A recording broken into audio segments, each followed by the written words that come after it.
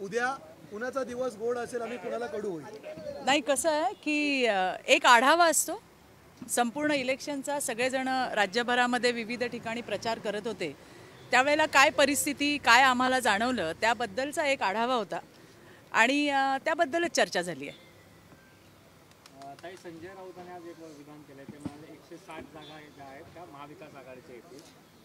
बघा, संजय राऊतांना फार, तुम्हाला माहितीच आहे की आम्ही काही फार सिरियसली घेत नाही. शेवटी ही महाराष्ट्राच्या जनतेने कोणाला कौल दिला आहे हे अगदी काही तासांमध्ये, अवघे काही तास उरलेत आणि त्यामुळे त्या ठिकाणी समोर येणार आहे. पण मी एक भारतीय जनता पार्टीची कार्यकर्ता म्हणून एवढं आपल्याला फार जबाबदारीने सांगू इच्छिते की या 2.5 वर्षामध्ये महायुती सरकारने केलेल्या ज्या योजना होत्या त्या थेट लाभार्थ्यांपर्यंत गेल्या आणि सगळ्यात लाडकी योजना म्हणजे आमच्या लाडक्या बहिणींसाठी त्यांच्या लाडक्या देवाभाऊने जी योजना केली ती योजनेचा थेट लाभ हा लाडक्या ताईंना भेटला. मी स्वतः गडचिरोलीपर्यंत गेले होते आणि त्याही ठिकाणी महिला आनंदित होत्या की देवाभाऊने दिलेली भाऊबीज आम्हाला मिळाली.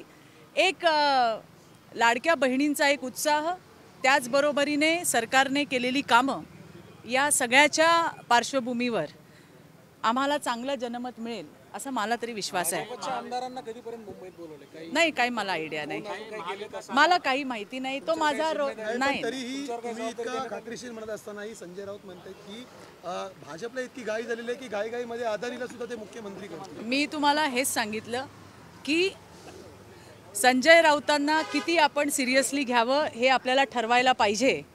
प्रत्येक वेळेला त्यांची भूमिका ही वेगळी असते.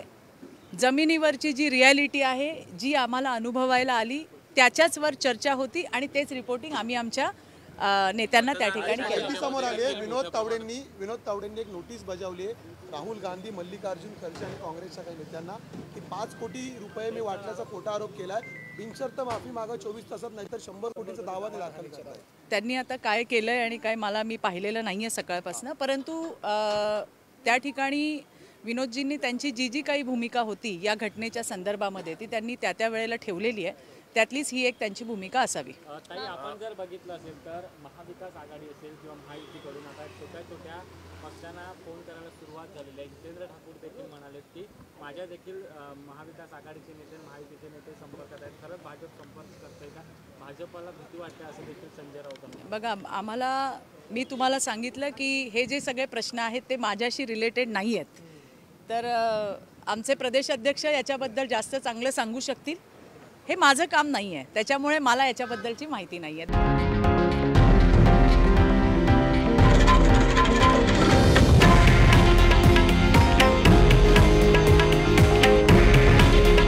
हे आहे देशातील नंबर 1 न्यूज नेटवर्क आणि आपण पाहत आहात TV9 मराठी. काळजी तुमची, हित महाराष्ट्राचं.